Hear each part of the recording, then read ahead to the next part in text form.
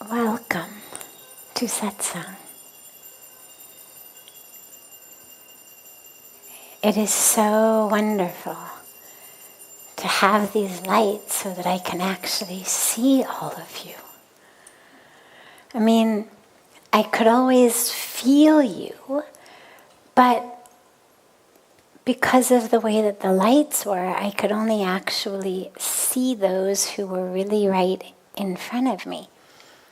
And it's such a beautiful joy to actually look out and be able to see all of you. That makes me so happy.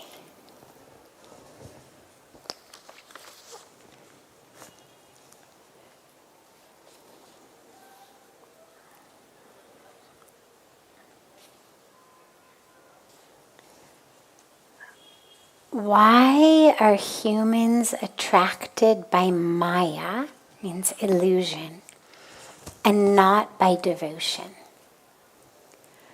Well, I wouldn't say that. Yeah, we're definitely attracted by Maya, for sure. But we're also attracted by devotion. Maya is that energy of illusion that wraps itself like a veil around us and convinces us that we are this body, and therefore that all that matters is the body should enjoy pleasures, that we are our role in society, that we are our bank accounts, that we are our possessions. Therefore, we should spend all of our time and energy accumulating more and more money so we can have more and more possessions and more power and higher levels of social status. Maya pulls us outward, away from our hearts, away from our souls, away from truth, into all that glitters, essentially. And therefore Maya leads to suffering, because when I think that I am this body, and I think that I am its role, and I think that I am its possessions and its power and its relationships, and well, then there's never enough. Then I need more power, I need more money. Why does this guy have more than I do? Why does she have more than I do? Why this? Why that? It's not fair. Then there's greed, there's lust, there's competition, there's feelings of inadequacy. So Maya leads to suffering. And it's definitely a fact of life. It's there, it's sticky, it's the ever-present lure away from our spiritual practice. But the power of devotion is also very strong. And I wouldn't say we're attracted by Maya but not devotion. We are attracted by devotion. We love devotion. We love to love. It's why, with no advertising, many hundreds to many thousands of people show up at Ganga Aarti every night. It's why people flood temples. It's why people all over the world are sitting in front of some beautiful image of the divine, or sitting not in front of an image because to them the divine is formless. But nonetheless, their eyes are closed and they're in prayer and love. So there is what we call a Shakti of Bhakti, which is that power of devotion.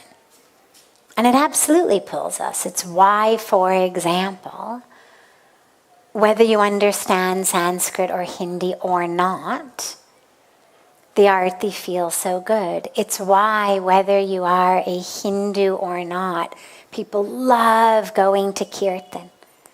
They love going to devotional chanting. Whether you actually worship Krishna or Ram or Hanuman or Durga, it doesn't matter.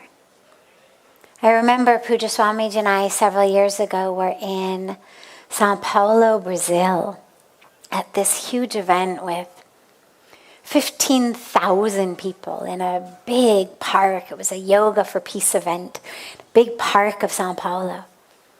You've got, 15,000 Catholics mostly, chanting and singing in ecstasy with Jayutal, with Krishna Das. Now, they weren't turning people into Hindus. It wasn't that these people now were going home and, actually worshipping in the Hindu tradition.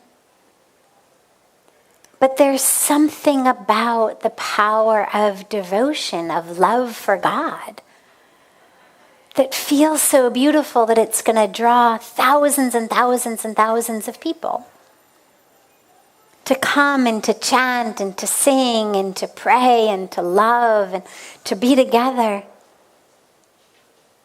even if it's a completely different religion. That's bhakti ki shakti, or the power of bhakti, the power of love. So yes, Maya has a power. It is sticky.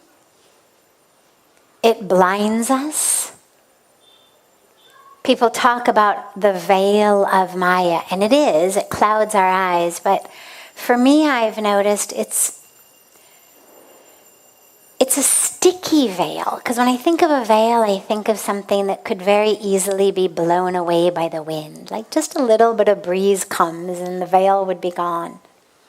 Whereas Maya sticks. Maya, you have to actually, quite consciously and deliberately, work to free yourself from. But you can. Every moment you spend in meditation is a moment you're free of Maya. Every moment that you spend connected to your true self is a moment you've broken free of Maya.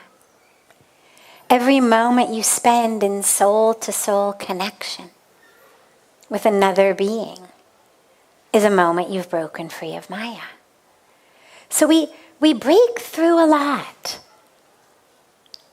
When we become mindless and unconscious, Maya gets sticky again. And this is why actually devotion is such a beautiful antidote to it. Because when you're in love, Maya doesn't stick.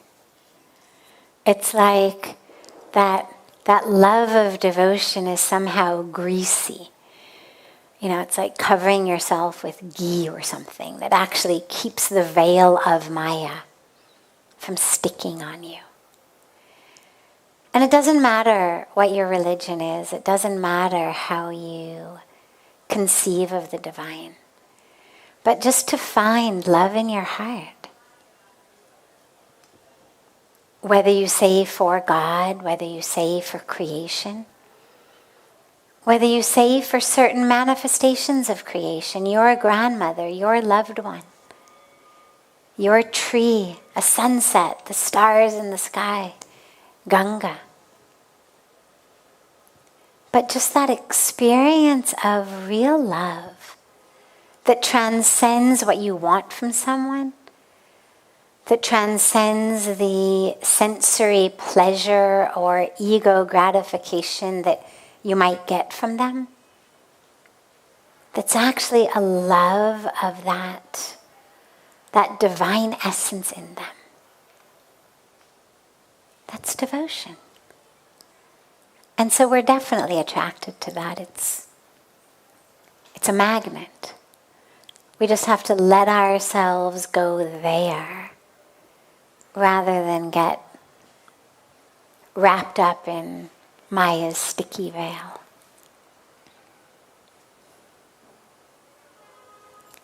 Questions here? Yes. Hello. I'm not sure if this will come out clearly, but I'll try my best. No problem. If not, we'll do it again. It's probably better if I ask it from my own experience. Always. We've been talking about the stages, the ashrams, that the Vedic knowledge teaches us how to, the order of things almost. I feel like I'm not in one or the other. I'm not quite living the householder path, but I'm also not fully going the other way. Well, more on. Someone once said to me here in India, you've got to choose Shadi or sadhu, one or the other. You can't be somewhere between. But I feel like I am. And I'm sure there's many other people like this where we've almost chosen this time to heal and to transform, but we're not quite in either path. So is there space for that, do you feel? Or? Absolutely there's space for that. And she was speaking, for those of you who haven't been with us the last few nights, we've had a bunch of different questions around stages of life, right dharma, right path. And so we've talked on a couple different occasions about the 4 traditional stages that are given to us in the Indian spiritual tradition that our life tends to go through sequentially for most people. First stage being what we call brahmacharya ashram, your student years. Your dharma is study. Then grihasthashram, your householder years, where your dharma really is to be a husband, a wife, a mother, a father, and to do your duties, whether it's taking care of the home, the kids, bringing home the bread, whatever it may be, taking care of your aging parents. But your dharma really is within the household at that time. And then we've got the 2 stages of moving away from that. Vanprasth, a sort of slow retreat. The kids are grown, married, taking care of themselves on their own, don't need me. Now shifting into a spiritual focus. And then ultimately into the sannyas phase of life, which even if you're not a monastic renunciant, as in someone like those of us in saffron robes who have taken these vows earlier in life, it's said that in the latter stages of life, that's where everyone should be before they actually die, in order to prepare yourself for the next stage of your soul's journey. So she asks, well, what if I'm not quite in one or the other? Is there space to not have to choose between Shadi, which means marriage, and sadhu, which is the renunciation? There absolutely is space for that. And interestingly, there's space on both sides, meaning there's space for it in the not yet married stage, and there's space for it in the already married stage. There's lots of people I know who are married. Some have children, some don't. They are fulfilling their duties of the household happily, with love, with joy. But ultimately, even within that household, they are living in their minds and in their hearts the path of spirituality. They may not be a full, monastic celibate, but ultimately their mind and their heart is really focused on their spiritual path, much more than the entanglements and attachments within the family, even though they're acting in the family with love and duty and care. but their attention, their focus, their consciousness, their mind, their heart are not stuck and mired in the every minute aspect of that, the attachment of that. But rather they're living a sort of mental sannyasi life, even though the body is in a family. And then, of course, you have a situation where you say, well, at this stage where I am right now, who knows what tomorrow is going to be like? I want to focus on my spiritual path. I don't yet want to put myself into a situation in which all of my time, all of my energy, all of my focus is going to be accounted for by things of the family. And this is especially true in Indian families where a simple marriage isn't just a simple arrangement between two people, but it's actually entering into an entire family system and structure with many other people, all of whom have very clear ideas about how you should spend your time and what you should be paying attention to and what you should do and what should matter to you. And so there's a lot of people who say, you know, I'm not saying I'll never marry. I'm not saying I'm going to become a lifelong renunciant. But for now, I really want to focus on my spiritual path. Maybe I want to focus on my education more. Maybe I want to focus on something else in my life that takes me into my heart,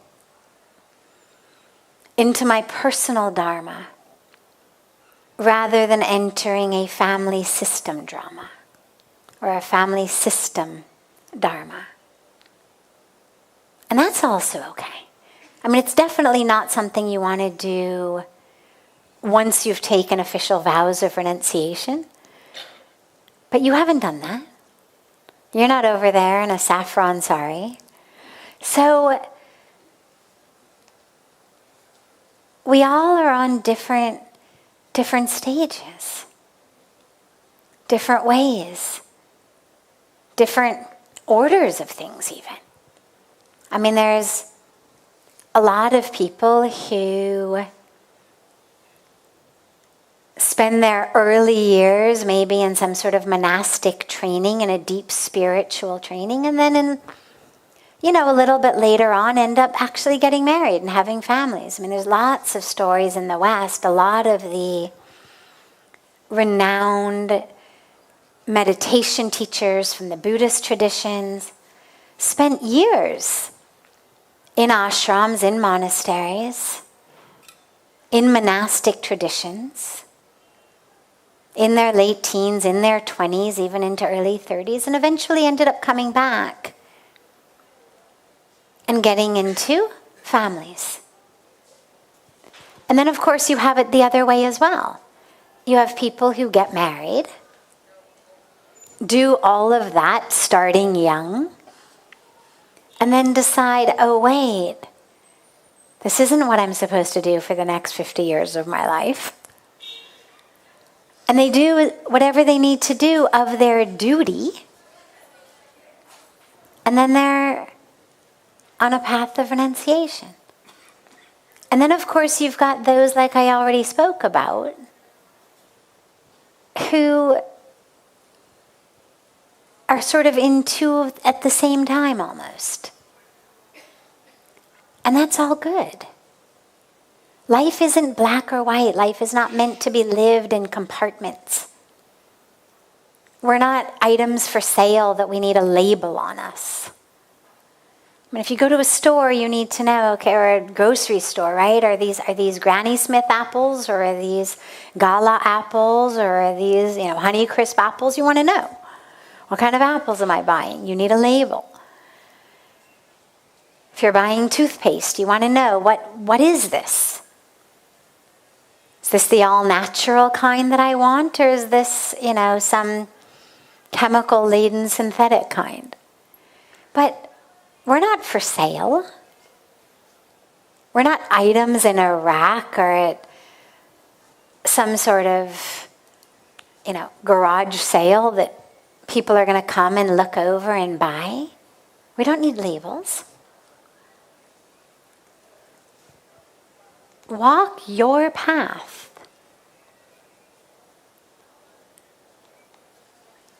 And as you walk it, stay very open, stay very receptive.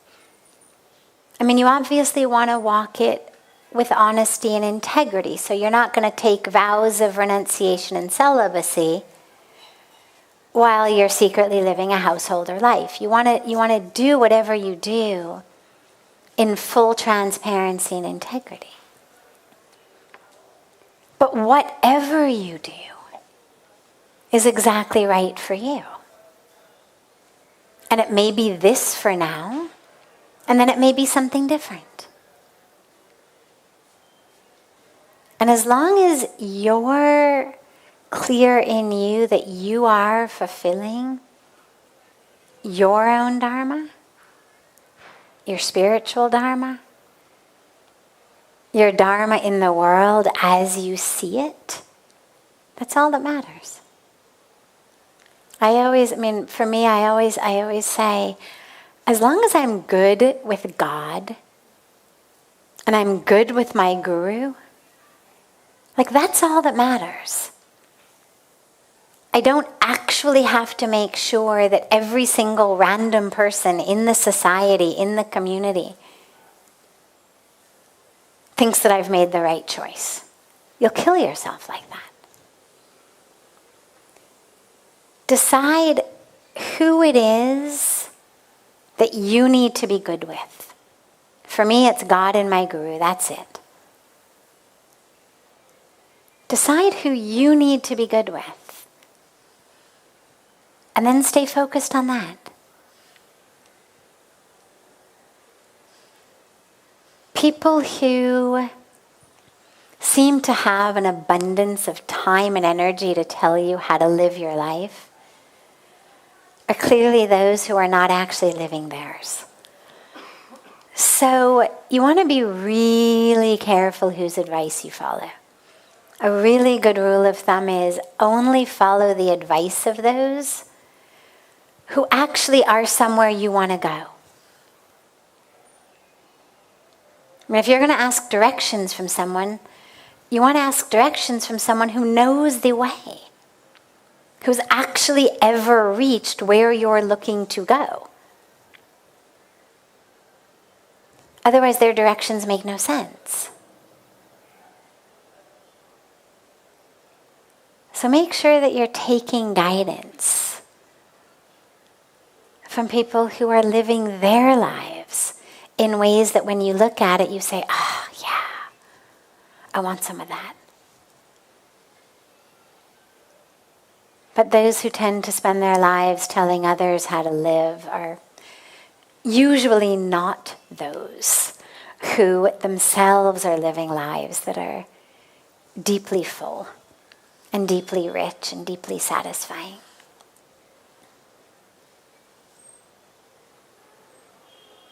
Other questions? Yes. He's coming to you with the mic. First, thank you for your word of wisdom. It's great for all of us. The question which I have is, most of us don't live here, so we live abroad. We don't have the chance to be living by the Ganga River. We come here, we gather a lot of energy and strength.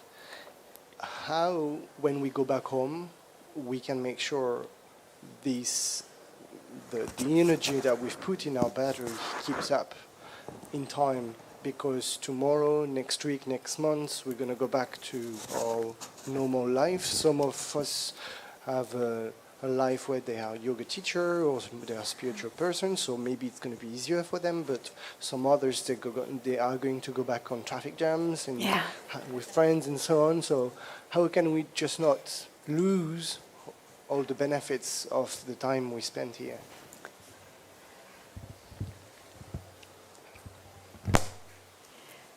there's two parts to that. The first part is what I speak about all the time, which is in order to hold this peace when you go, you have to really make it your own when you're here.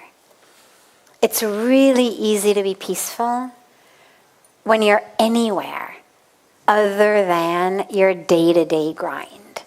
So simply not having to go to the office, simply not having long to-do lists, in and of itself leads to a state of peace and joy. But that's a very superficial level, because the moment you get back, it's over. What you want to make sure is that the peace you're experiencing here is deeper than just your lack of having to show up at the office, your lack of a to-do list, your lack of people saying, I need this, I need this, I need that. And the way to do that when you're here is exactly what you're doing. You want to be coming to Aarti, you want to be in Satsang, you want to be meditating, you want to be spending your time here, going deep. There's a lot to do in Rishikesh now. It wasn't always like that. There used to be sort of nothing to do here except meditate. Now, and I remember when the very first cyber cafe came up, but now there's so much you could do. I mean, you could spend your days in Rishikesh really busy, going from here to here and this and that and seeing this and this adventure and this tourist thing. And there's nothing wrong with that. But the dilemma is the peace you get tends not to sink in very deeply then. You really want to make sure that you have enough time in which you just stop. And you just allow this place to actually change you. This is a place where for thousands and thousands of years, the saints, the yogis have come to meditate. It's a place where if you go back to our scriptures from thousands of years ago, you go back to the Ramayana. Well, Lord Ram, Lakshman, they came here and did sadhana in this area. You go back to the Mahabharata. The Pandavas walked up into the Himalayas from here. Meaning that thousands of years ago when these scriptures were written, many thousands of years ago, this was already a holy place to which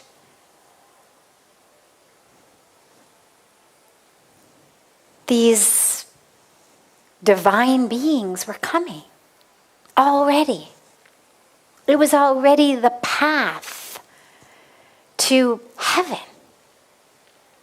So there's a power here that's much more than the number of yoga studios per square kilometer. And you've got to let yourself actually feel it while you're here. So that's the first part. Sit on the banks of Ganga. Meditate. Spend your time in spiritual programs. I'm not saying don't enjoy the food, don't enjoy things too, no problem. But just make sure that your schedule includes that time to really go deep. And that it's not just like, okay, it's 2 p.m., this is my go deep time till my next class at 3 o'clock. Really create space for that to happen. The second piece, though, is the after you go back part. And this is where we realize the power of choice. As you say, yeah, we go back to traffic jams. Okay, well, let's look at a traffic jam. Okay, just take a traffic jam. Now, there's two ways of thinking about it. number one, with the perspective of where I think I'm supposed to be. So this traffic jam is not supposed to be happening because I am supposed to be at the office, at the meeting, at my yoga class, at the airport, at this dinner, at home. And this traffic jam is now an obstacle on my path over which I have zero control. And when we have obstacles over which we have zero control, this is the stuff depression is made of. Life situations that seem out of our control, exactly the opposite of what we want, and there's nothing we can do about it, is the stuff that leads to misery. But there's a whole other perspective, which says, here I am. Here I am. That's it. Whether I thought I was going to be at home, or I thought I was going to be at a dinner, or I thought I was going to be at the office, clearly I was incorrect because I am not there. And if I was supposed to be there, I would be there. But by virtue of the fact that I am here, I understand I was incorrect in my assumption that I was supposed to be there. And here I am. And that's when you say, well, thank God, because there is this podcast I've been dying to listen to. Thank God I get to listen to the next chapter in this book I'm listening to. Oh, I can use this time to call that person I haven't connected with in such a long time, and I keep meaning to connect, but it's not going to be a 2-minute call. I really want to spend some time. This traffic jam is going to take me an hour. Great. Now I can make that call. Or, you know what? The universe gave me this traffic jam because I skipped my japa practice this morning. I didn't do the chanting that I do every morning. Came home late last night, hit the snooze button, skipped my japa, and I've been feeling kind of badly about it all day. The spiritual equivalent of moving through the day without having brushed my teeth. There's just something off all day long. And now the universe has said, just stop. And now I get to sit here for the next hour and do my japa. How wonderful. And the thing about our world is everybody understands traffic. I mean, assume that there is a meeting that they are expecting you at. What are they going to do? Say, leave your car and walk? I mean, really, what is anybody going to say to you? Abandon the car, get on a bus, fly? What do you mean you don't have a flying car? People understand, yeah, it happens sometimes. Totally out of your control. But it's all about our mindset. And so the key to holding that charge is changing your mindset. How many situations of the day make you feel like you're stuck? And how many options do you have? So for example, let's say you got stuck in traffic day after day and you decided, forget it, I'm going to take the subway from now on. At least it runs by a reliable time schedule. Now you're on the subway in rush hour and you're jammed up against 200 other people and you can barely breathe. Okay. So again, one part of you may be, oh, I hate this, this is horrible, and this guy smells, and why this? But another alternative is, wow, I had forgotten that actually we are one. I had forgotten that there actually is no place I end and the rest of the world begins. Thanks, God, for jamming this person right up against me so that I would remember that. Because actually, there's no place I end and she begins. Thanks for the reminder.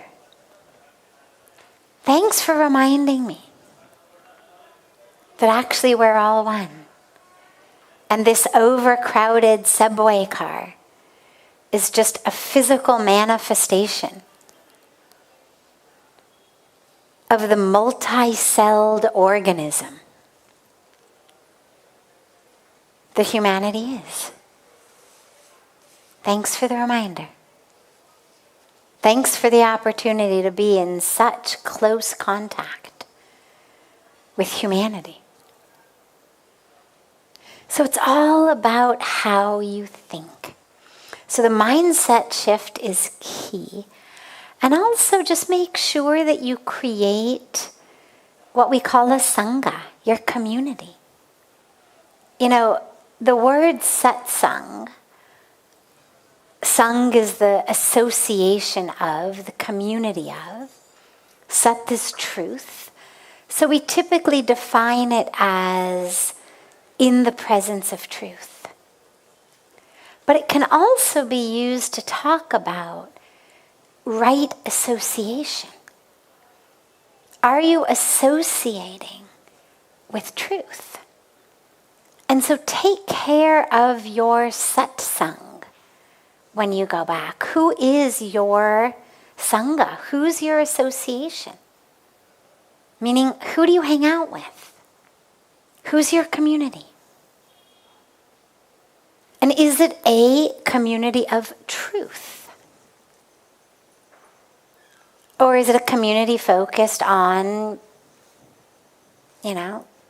getting as drunk as you possibly can? Choose your sangha very wisely. Because that's going to be what your mind is focused on. If I'm surrounded by 10 people, and all they're talking about is the clothes they're buying, how much they cost, what's in style, how things look, what accentuates different parts of the body. And one person is saying, God, my waist isn't thin enough, and another person saying my hips are too big, and another person saying my bust is too small, and someone saying mine is too big. And no matter how strong my spiritual grounding may be, stick me with those people for long enough, and slowly, your own mind starts going, how am I doing over here? It's the energetic power of association. And so be really careful. Now, you can't choose your next door cubicle or your next door office or your next door neighbor. These are things mostly out of your control. But you can choose who you go for lunch with. You can choose who you spend your coffee breaks with. You can choose who you hang out with after work, who you hang out with over the weekends. And you can certainly choose the level of socializing you do with the person in the next cubicle, or the next office, or the house next to you, based on how similar their priorities are to yours. Make a really concerted, deliberate effort to surround yourself as much as you can with those who are in alignment with what you want. And you may find new things. You may say, well, God, in my other life, I don't have that. Well, that's really exciting. Find a new sangha. Find people who sing kirtan once a week or twice a week. Find people who are getting together to meditate. Find people who are getting together to read passages from different scriptures and discuss them. And if people aren't, create a group. I was just in Singapore a few weeks ago for a big conference, and while I was there, I had dinner at the home of the daughter of some very close devotees from many, many years. And their daughter now lives in Singapore, and she's young and newly married with young kids. And she's formed a group with a bunch of her other young friends who are mothers. They're all of different religions.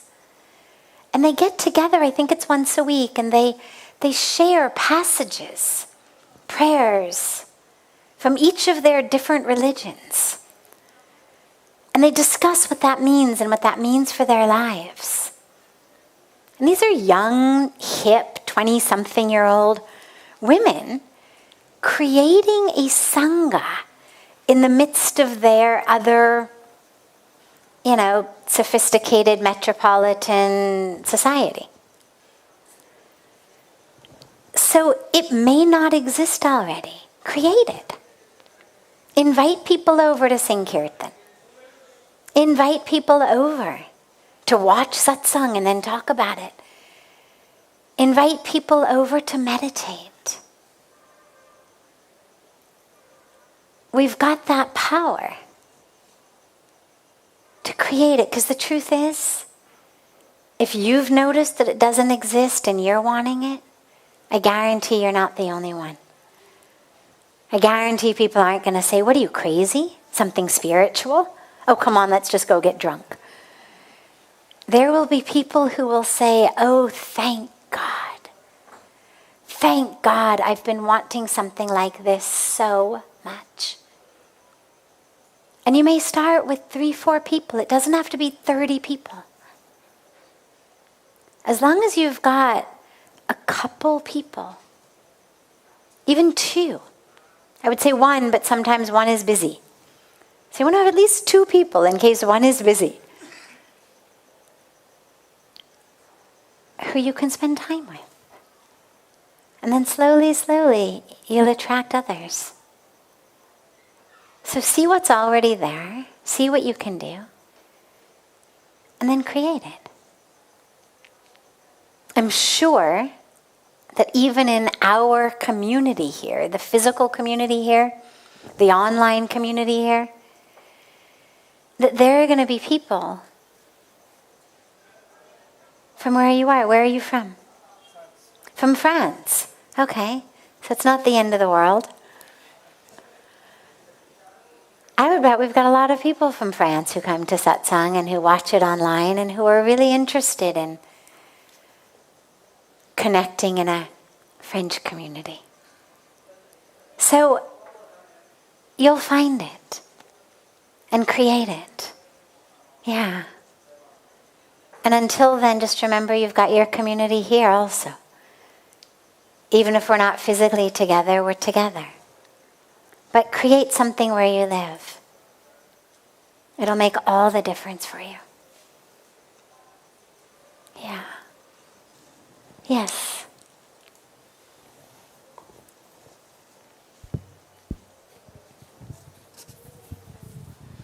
Thank you very much for giving me the opportunity to ask you a question. I play the role of an educator in the world outside, and so this question is from that perspective. So as I see the way the world works, I feel that personal growth, and here I'm talking about material growth of people, I see is less based on hard work and building their competencies. And it appears to me that it works better through networking, personal connections and things like that. So I'm in a dilemma as a teacher. A student who comes up to me and asks me, I want to be successful materially in life. So should I tell him or her that work hard, build your personal competencies? Or should I tell him or her to find powerful people and, Both. It's success is an enigma. I mean, I grew up quite literally in Hollywood. the title of my book is Hollywood to the Himalayas, and I've had so many people say, "Really, you're from Hollywood?" Yes, literally. And it's a world where everyone wants to be an actor, an actress. And what makes one person get a role, another person not? It's an absolute enigma. There's no equation. I mean, there's some similarities. You've got to be nice looking. You have to be at least mildly talented. You have to be driven. But beyond that, there's no set of skills. I mean, I know people who are incredibly skilled. They've taken lots and lots and lots of acting classes, programs. They're great singers. They're great dancers. Never got a job. And then out of the blue, somebody who, isn't nearly as objectively talented becomes a star. There's no equation. And this isn't true only in places like Hollywood. This is true around the world. Now, there's some professions that do tend to be much more rooted in your actual competency than in who you know. Things like technology, things like science. I mean, you've got to be able to actually do the work. Doesn't matter who you know. If you're hired from some big tech company and you can't actually code, they're not going to keep you for very long. But along with having the competency, having connections is also a great benefit. There's lots of people who are super competent. Lots and lots of people graduate with software engineering degrees every year. They don't all get great jobs. So, as a teacher, what I would say is, help your children, your students, use everything that they have. Help them understand that, number one, they have to work hard, they have to have the skills. Because even if they know someone, if it turns out that they are incompetent, nobody's going to hire them or keep them hired. So they've got to have the skills. But if it turns out that their family knows people or their neighbor is somebody or why not? A lot of times I'll hear people say, well, I don't want to use a connection to get this. I only want to do it on merit. And to me, even if there is a connection, if there's not merit, they're not going to hire you. You're not going to actually succeed on connection alone. You have to have the ability to do whatever it is that you've been put in the role to do in order to succeed. But if it turns out that you happen to know the right people, or you could meet the right people, or you could make a connection, you could network, why not? It's yet another skill. If going to a conference and spending time meeting people in the field that you're interested in, networking, why not? So I would, as an educator, I would help them do both. Help them understand that no, mommy's or daddy's friends are not going to actually be able to make them succeed throughout their life. They may be able to open a door.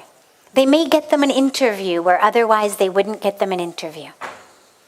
They may get them a low-level starting position where otherwise they wouldn't get that. But they're not going to carry them to a position of success. And in the same way, to deny meeting people who could help you also doesn't make any sense. That's also a skill. That's also a tool. So encourage them to do both. Being the type of person who people want to work with is in and of itself a skill, you could call it. Right? I mean, nobody puts it on their resume.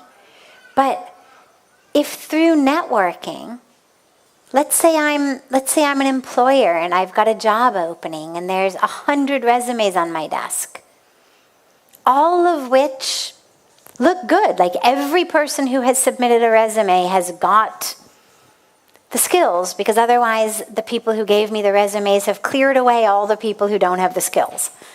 The ones now on my desk are people with the skills.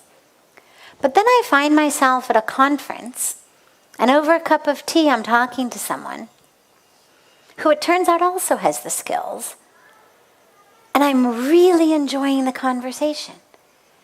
And this person really strikes me as someone who is enthusiastic, sincere. They're funny, they make me laugh. Turns out we have a lot in common. Why am I going to go back and waste my time going through 100 resumes? I'm going to hire this person on the spot. So help them understand that both are skills. The skills they get in a classroom and skills of how to get along. You know, it's the drama of this world of Maya. You know, we all have to play our role. And so if a piece of your role is to have a certain profession or to go in a certain way, well, play that role. Play it fully. Nothing wrong with that. And that's why, you know, as an educator, you could also help them. A lot of kids get really nervous. They don't know how to talk to adults. They're told and taught from childhood that children are meant to be seen, not heard. You know, shut up until I speak to you. So you put them in a job interview and they freeze. They mumble. A great skill to give them. Run mock interviews, run mock communications. Interview each of them in front of the class. Get them developing communication skills as well. Because that'll really, really help them in life. Beautiful. Have a wonderful rest of your evening. A beautiful evening on the banks of Mother Ganga. Before we end, we have a very special Diwali retreat, which is running from tomorrow, right? From tomorrow through the 26th, a very special retreat including yoga, meditation, talks, so much else. So special people coming in and giving different programs, Nadi yoga, all sorts of different really beautiful things, including, of course, our Arti and Satsang and our morning fire ceremonies that we have together. But a few days of really, really beautiful offerings. It's, of course, as everything, just run on a donation basis. So feel free to talk with Sevanandaji, with Karen, with Preeti, with any of our beautiful, with Namesha, with any of our beautiful Seva team after satsang if you would be interested in joining for it. There's also no rule that you have to join for the whole time. If you're here for the next 3 days but not 5 days and you want to take part, absolutely open to all of you. And I will see you all tomorrow. And so much love.